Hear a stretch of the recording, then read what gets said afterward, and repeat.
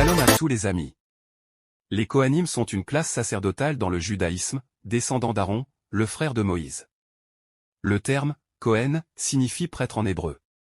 Les Kohanim jouent un rôle spécifique dans le culte et les rituels religieux dans le judaïsme, en particulier dans le contexte du temple de Jérusalem. Bien que le temple ait été détruit, la tradition sacerdotale kohénique est toujours présente. Origine biblique, le statut sacerdotal des Kohanim est établi dans la Bible hébraïque, l'Ancien Testament. Selon la tradition, Dieu a choisi Aaron, frère de Moïse, pour être le premier grand prêtre, et les descendants mâles d'Aaron ont été désignés comme Kohanim. Les Kohanim avaient des responsabilités spécifiques liées au service dans le tabernacle et plus tard dans le temple de Jérusalem. Ils étaient responsables d'offrir les sacrifices, de bénir le peuple, et de maintenir la sainteté du sanctuaire. Les Kohanim sont associés à la bénédiction sacerdotale, également connue sous le nom de Birka Kohanim ou bénédiction des prêtres. Cette bénédiction se trouve dans le livre des Nombres, Bamidbar, et est souvent prononcée par les Kohanim lors de certaines occasions spéciales dans la liturgie juive. Le statut de Kohen est hérité du côté paternel. Si le père est un Kohen, les fils seront également Kohanim. Cependant, les femmes ne peuvent pas être Kohanim, sauf par mariage avec un Kohen. Selon la tradition, les Kohanim évitent généralement de se rendre dans des endroits où la présence de cadavres est possible, afin de maintenir leur pureté rituelle. Cela découle des lois de pureté et d'impureté rituelle reflétées dans la Torah.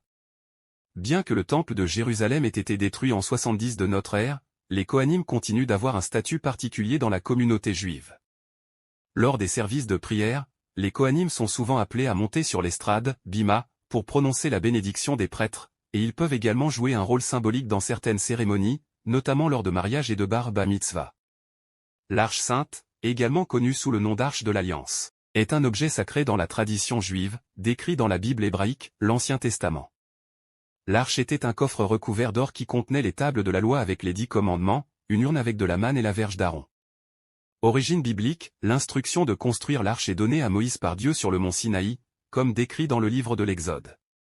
L'arche était fabriquée en bois d'acacia et superficie d'or pur à l'intérieur et à l'extérieur. Elle avait des anneaux d'or pour passer des barres en bois pour permettre son transport sans être touchée directement. Les tables de la loi, inscrites des deux côtés par les doigts de Dieu selon la tradition, étaient placées dans l'arche. Ces tableaux contenaient les 10 commandements, les lois fondamentales données à Moïse sur le mont Sinaï.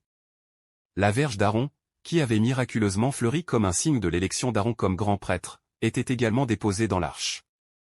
Une urne contenant de la manne, la nourriture miraculeuse fournie par Dieu pendant le voyage des Israélites dans le désert, était également présente dans l'arche. Le couvercle, le propitiatoire, caporet, le dessus de l'arche était surmonté d'un couvercle en haut appelé le propitiatoire, caporet. C'est sur le caporet que les Kohanim, prêtres, aspergeaient le sang des offrandes lors du jour de l'expiation. La présence divine, l'arche était le lieu où la présence divine, la Shekinah, résidait entre les deux chérubins d'or qui ornaient le couvercle. L'arche était portée à l'épaule par des barres insérées dans les anneaux lorsque le campement des Israélites se déplaçait dans le désert.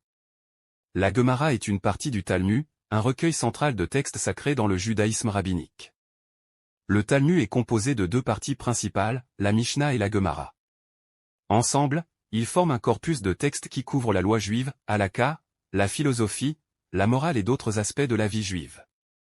La Gemara est un commentaire et une discussion détaillée de la Mishnah. La Mishnah est un recueil de lois juives orales compilées au IIe siècle de notre ère par le rabbin Judas le Prince. La Gemara est une compilation de discussions, d'analyses, de débats et d'histoires liées à la Mishnah. Il y a deux Talmuds principaux, le Talmud de Jérusalem, Yerushalmi, et le Talmud babylonien, Bavli. La Gemara babylonienne est plus vaste et plus largement étudiée que celle de Jérusalem. Ainsi, lorsqu'on parle généralement de « Gemara », il s'agit souvent de la Gemara babylonienne. La Gemara adopte un style de discussion complexe et dialectique. Elle enregistre les discussions entre les rabbins, pose des questions, fournit des réponses, explore des opinions divergentes, et examine des cas hypothétiques pour élaborer des lois et des interprétations. La Gemara reflète les débats entre différentes écoles rabbiniques qui existaient à l'époque, chacune ayant sa propre approche de l'interprétation des textes sacrés et des lois juives. L'étude de la Gemara est un élément essentiel de la formation rabbinique et de l'éducation dans le judaïsme orthodoxe. Les étudiants passent de nombreuses années à étudier la Gemara et à en discuter dans des écoles talmudiques appelées yeshivot. La Gemara aborde à la fois les aspects légaux, halakha, et les enseignements non légaux, souvent sous la forme d'anecdotes, de paraboles et d'histoires morales, Haggadah.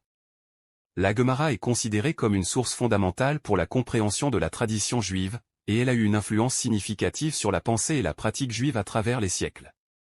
La Gemara et la Mishnah ensemble forment le Talmud, qui continue d'être un texte central dans la vie et l'étude juive. La compréhension approfondie de la Gemara est souvent réservée aux érudits et aux spécialistes en études talmudiques. Le prochain cours sera les Kohanim et les bénédictions avant consommation. Que Akadosh Baruch Hu vous garde. Ahem Israël Haï.